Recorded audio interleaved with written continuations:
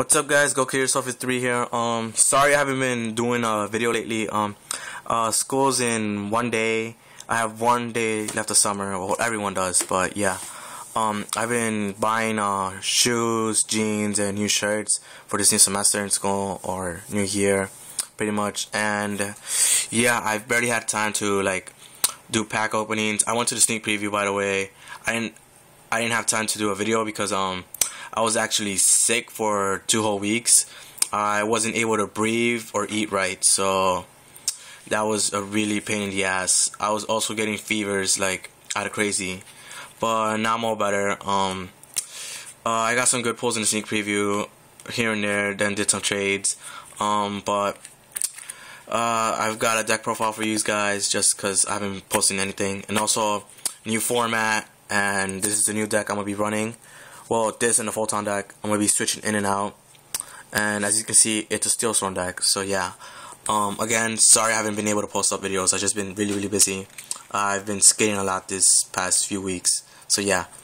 I'm probably not gonna go to locals anymore this whole year because I want to focus in school. So there might be some videos here and there, but yeah. So Steelswarm deck, 40 base cards. So let's get into the deck. Hold up. Alright, so you can run 1 or 2 Snipe Hunter. I recommend 2, but for now I'm running 1 because I can't find my other one. So yeah, I'm just running 1 and keep on going with the deck. And then you have 1 Scout. I know a lot of people run 3, but I prefer 1 because 3 clogs up the hand, and then you probably want to attack a lot with a high monster, and Scout's really not the type to do that. So I just run 1. And also because it kind of goes good with Snipe Hunters if I get them to the grave easy. Pretty much really good. Then you run 1 Genome. I run 2, but again, I prefer to run 2 Snipe Hunters. So when I find the other one, I'm gonna put it in the deck. But for now, 1 Genome. Reason why he's a really good card. When he's on the field, he's treated as 2 tributes for a Steelswarm monster. Pretty much your Kaiser Seahorse for Steelswarms. Then you have 3 Steelswarm Cell. He's pretty much the Cyber Dragon for this deck.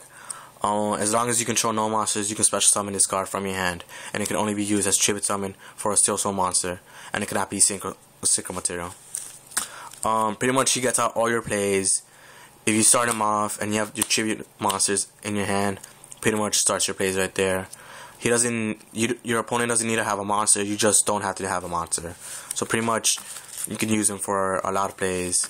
Like him, Scout, bring him out, bring out Scout, using 2 troops, bring out anything big. Alright, onto our level 4s. 1 Sting. Sting, 1850 meter, really hard to get over. And also, if you're going up against heroes, I recommend you'd probably run 2 to 3, due to the fact that when he's destroyed and sent to the graveyard, you can destroy up to 1 fusion or synchro material monster on the field, also ritual. So pretty much he's like your right go for Steelswarms, but even better. 2 Gatekeepers. Gatekeeper, pretty much anti-defense, again, really hard to get over. Also, when he's on the field and you tribute summon another monster, a Steelswarm monster, and he's out, you can normal summon or special summon. Well, you can normal summon again this turn, but only for a Steelswarm monster. Pretty much really good, help you out with Moth, Mantis. I don't think it's preferably a loop, but I think Steelswarms can actually perform a loop, but I'll get to that in a minute. 2 Callers. And the Dueling Network deck, I run 3, but right now 2 is really good, due to the fact that, like I said, there might be a loop with Steelswarms. And 17 beater, again, a bit hard to get over. And also, when he's successfully used as a tribute summon for a Steelswarm monster, special summon a level 4 or lower Steelswarm monster from your deck to the field. Pretty much really good for Exceed. Then you have Steelswarm Mantis. Again, now here's where I'll explain the loop. Alright, so this is how I see the loop. You probably need these 3 out on the field. Gatekeeper, Collar, and Mantis. Gatekeeper's effect: if you successfully tribute summon a monster, a Steelswarm monster, you can normal summon it again. So if you tribute Collar for Mantis, pretty much you get Collar back due to Mantis' effect. You have to pay 1,000 night points, and you get another level 4. Then with Gatekeeper's effect, if you have another Mantis, do it over and over again. Pretty much it sets out pace for rank 4s and other high level monsters. On to our tributes, or already been 3 mobs. Pretty much your compose for anything back row or front row. Helps you out a lot. Again, only costs you 1,000. Really good in tough situations. Then you have 3 Garrett Stags. Garrett Stag is really important in this deck. I know, again, a lot of people run 2, but I recommend 3 due to the fact that you're gonna pay up a lot of life points in this deck. Or you're gonna have to pay life points to activate some of the Steelswarm monsters. Garrett Stag's effect is really good due to the fact that he gives you 1,000 life points and he sends a monster on the field to the grave. He sends it to the grave. He doesn't destroy it. He sends it to the grave. So starters can't do anything about that. If people try to tell you that they can negate it with starters or anything like that, tell them they're actually wrong. Because in the card description it says it like this: you can tribute summon this card to face up attack position by tributing 1 Steelswarm monster. So that's a really good card for a level 7. When this card is summoned by tributing a Steelswarm monster or monsters, you can target 1 card your opponent controls. Oh, a card, sorry, my bad. Send that target to the graveyard and gain 1,000 night points. It says sends it to the grave. It doesn't destroy, sends it. So pretty much starters can negate it. And then you have 1 Cookastag. 1 is good. You don't want to run 2 or 3 because clog the hand. It really gets in your way. So you want to run 1 because level 8 and it's really hard. He's a Heavy Storm and a Dark Hole, pretty much for Steelswarms. And now is my phone. It's dying because this video has been 7 minutes. But yeah, that's pretty much for the monsters. Onto the spells. Back row hate, 2 MST, just in case. You never know. You can side deck them out just in case. Alright, so this deck really isn't complete to my Donut Network deck because in Donut Network they have a Steelswarm card or Evil Stone card, and we won't be getting it until probably Hidden Arsenal 7 or 8, and its name is Infestation Panamatic Infection. Infestation Panamatic Infection. This card, what it can do is pretty much, it's a quick play, so it's pretty much a good card right there. Evil Storms and Steelswarm monsters you control are unaffected by spells, traps, or monster effects this whole turn. Pretty much, it's a code way for Steelswarms, and in my opinion, it probably is a bit broken if you run up to 3, so when it comes out, it's probably going to be lowered to 1 automatically. Because Steelswarms could actually pull off really good plays, but with that card, their plays are more eligible and more bulletproof, so it kind of makes this deck a bit more stronger. So in replacements, 2 swords, 2 fissures, just because you're going to want to stall for that power and you want to get over some things. So yeah, your reborn and your heavy basic staples. You can side deck Dark Hole. Alright, so you have your Searcher from your deck and then from your grave. Gold Sarcophagus and Monster Reincarnation. Then you have your Draw Power, Card Destruction, and Allure of Darkness. That's pretty much it for the spells. You want to have Draw Power here, so Card and Allure kind of helps you.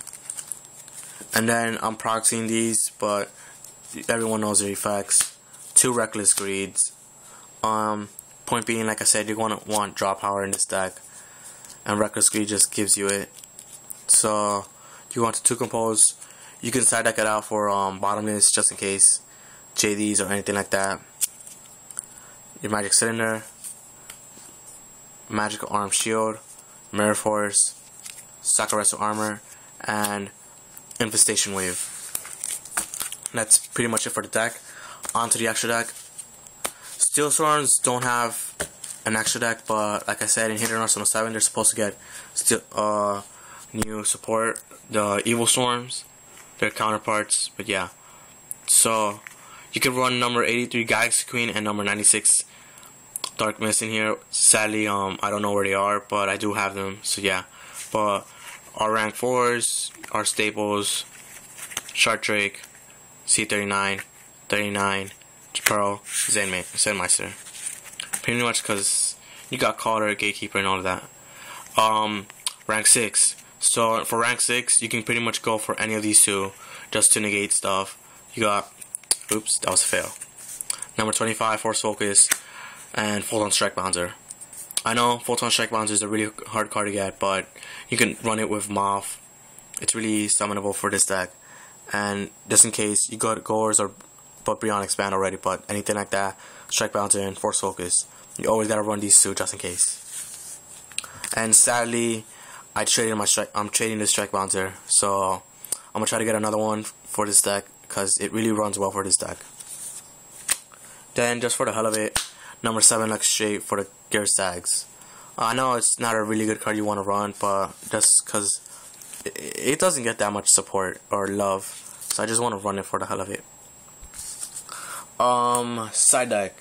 So I don't know if I show it, but because this video is already about to be 13 minutes long, because it's at 11 right now. But I just go over the cards real quick. You have Hercules, Longhorn. Hercules is a big no in a Steelswarm deck because it's a really big hitter, so you probably want to side deck it out. Longhorn, again, it's a good card to summon. It's easy to summon, but it's pretty much sometimes a clog in your hand. My second Genome and another Scout just in case. Spells. First Step towards Infestation, Draw Power, Forbidden Chalice, Book of Moon, Mind Control, Dark Hole, Forbidden Chalice, 2 enemy controllers, Soul Taker, Shrink, and Pot of Avarice. Onto traps.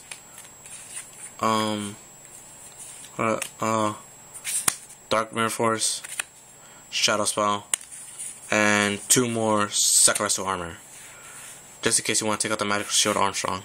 But yeah, that's about it. I'm hoping to test this deck out in school, because school is probably going to be one of the places where I'm going to be able to play. But yeah, I'd like to give a shout out to my friend Avery.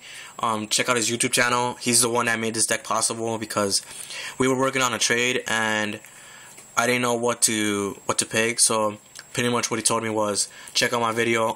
I have a Hidden Arsenal 6 opening. I saw Longhorn and Hercules, got my attention, and I'm like, started looking at Steelswarms, because I honestly prefer Evil Storms, but then I read Steelswarm's effects and I'm like, I should really build a deck around them.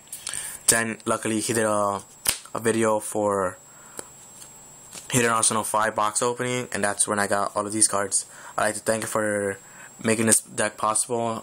His YouTube channel is Cabacorp 20783. Go check him out. He's a really cool guy, funny at that.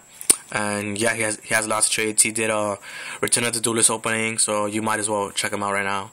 So yeah, thanks for watching, guys, and I hope to do another deck profile or some duels at school, some videos. So yeah, thanks for watching.